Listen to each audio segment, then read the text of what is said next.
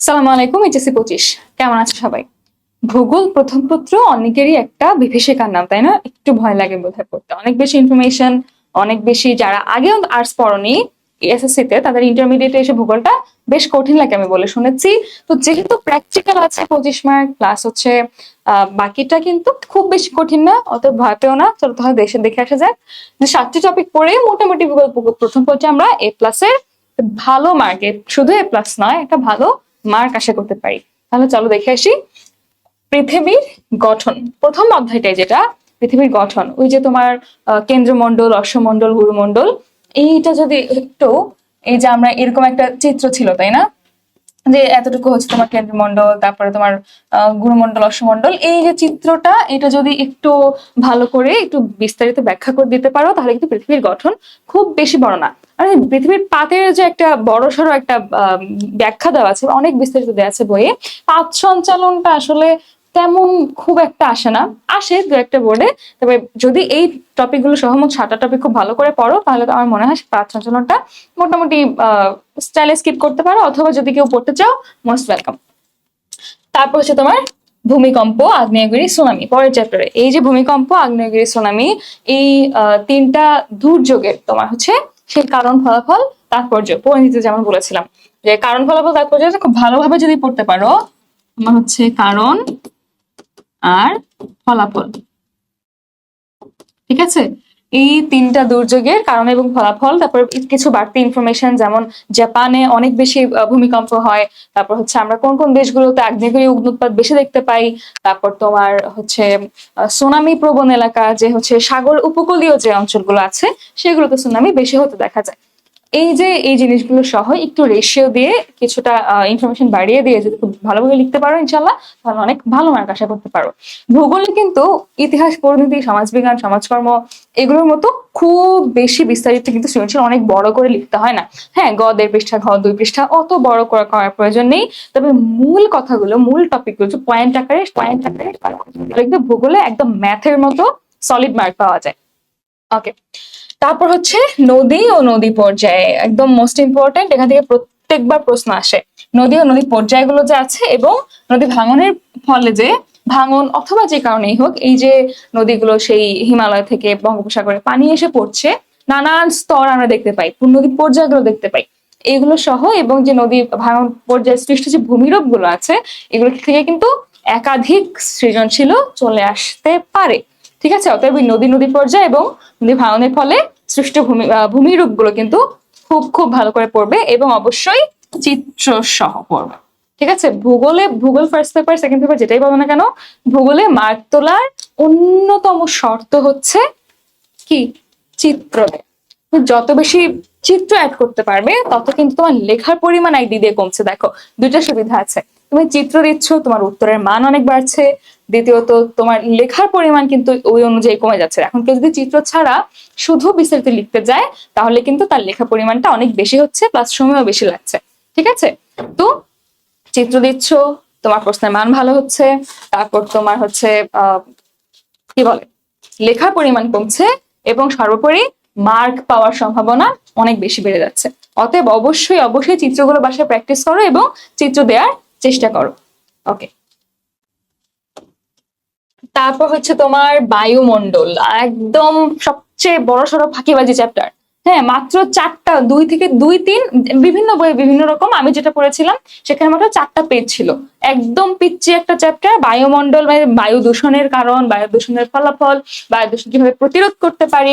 আমার স্পষ্ট মনে আছে এই বায়ু দূষণ প্রতিরোধের, এটা আমার ক্লাস 5-এ পিএসসি পরীক্ষায় এসেছিল এবং আমি আনসার করেছিলাম। অতএব আমরা ওই 4, 5, 6, 7 বহু সারা জীবন হচ্ছে এই বায়ুমণ্ডল পড়ে আসছি। তো বায়ুমণ্ডল এটা খুব বেশি কঠিন না। আমাদের যে কিছু মানে প্রথমেই যে 2-1টা রেশিওস আছে, যে বায়ুমণ্ডলের যে স্তরগুলো আছে, তোমার স্ট্রাটোস্ফিয়ার, ট্রপোস্ফিয়ার, হ্যাঁ, আয়নোস্ফিয়ার, এগুলো হচ্ছে একটু মনে রাখবে যে কোনটার ইনফরমেশন গুলো, যেমন বায়ুমণ্ডল থেকে এত কিলোমিটার উচ্চতায় এটা, এত কিলোমিটার উচ্চতায় এটা, এই এখানে হচ্ছে যে আয়ন বেশি থাকে সেজন্য আয়নোস্ফিয়ার বলে। তারপর হচ্ছে তোমার ট্রপোস্ফিয়ারের নিচ দিয়ে হচ্ছে জেট বিমান যায়। ঠিক আছে, এই জিনিসগুলো যদি একটু মানে ঠিকঠাক মতো মনে রাখতে পারো তাহলে কিন্তু বেশ ভালো একটা উত্তর করতে পারবে তোমরা। ওকে, তারপর হচ্ছে তোমার জলবায়ু নিয়ামক, তাপ বলয়, চাপ বলয় এবং বায়ু প্রবাহ। এই তাপ বলয়, চাপ বলয় খুবই খুবই খুবই ইম্পর্টেন্ট, ঠিক আছে?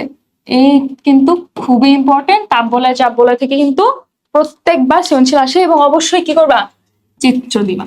চিত্র কিন্তু দিতেই হবে। আর বায়ু প্রবাহ, যে অয়ন বায়ু, তারপর তোমার হচ্ছে যে বায়ুগুলো খুব বেশি কিন্তু নেই, হ্যাঁ, পশ্চিমা বায়ু, অয়ন বায়ু, এইগুলো কিন্তু খুব ইম্পর্টেন্ট। অয়ন বায়ু, পশ্চিমা বায়ু থেকে কিন্তু অয়ন বায়ুকে কেন হচ্ছে তোমার ওই যে সমুদ্রে জাহাজ যাতায়াত করে, সেজন্য এটাকে তোমার বাণিজ্যিক বায়ু বলা হয়, ঠিক আছে? এই জিনিসগুলো কিন্তু খুবই খুবই ইম্পর্টেন্ট সিকিউর জন্য।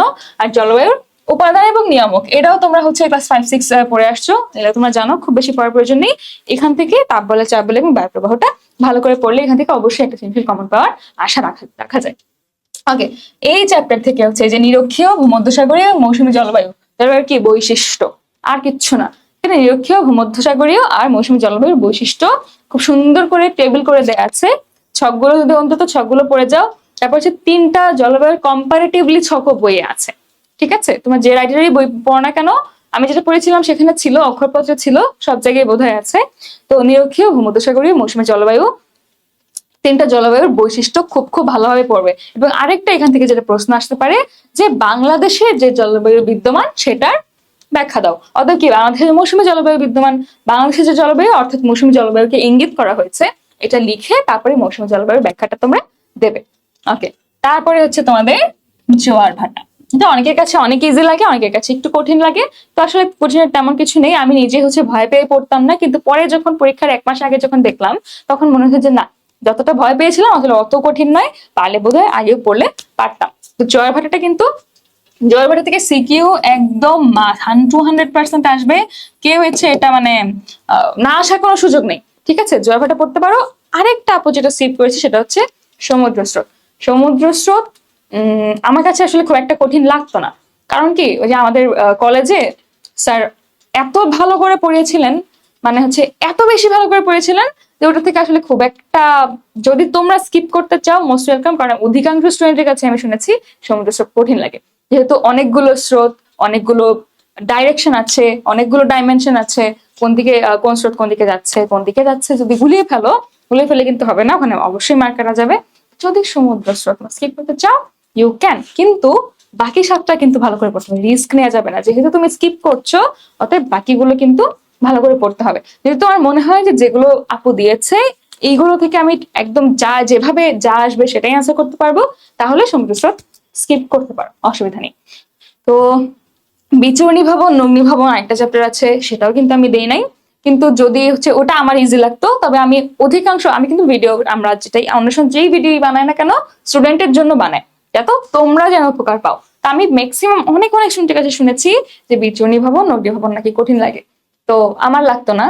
তো তোমাদের যদি লাগে তাহলে বাদ দিতে পারো, এই 7টা পড়তে হবে, আর যদি ইজি লাগে তাহলে মোস্ট ওয়েলকাম। অনেক ভালো থাকো, কিপ স্টাডিং, পড়াশোনা করো। এই বছর ঈদ ইজ নট ইদিং, ঈদ করতে হবে না বেশি, ঈদ করতে গেলে গরুর বদলে দেখবা আগামী বছর আমরা কোরবানি হয়ে গেছি, যে ভার্সিটিতে এসে এমনও কোরবানি হবা। অতএব চলো গেট রেডি ফর বিগ কোরবানি ঈদ। ওকে, ভালো থাকো, সুস্থ থাকো, আল্লাহ হাফেজ।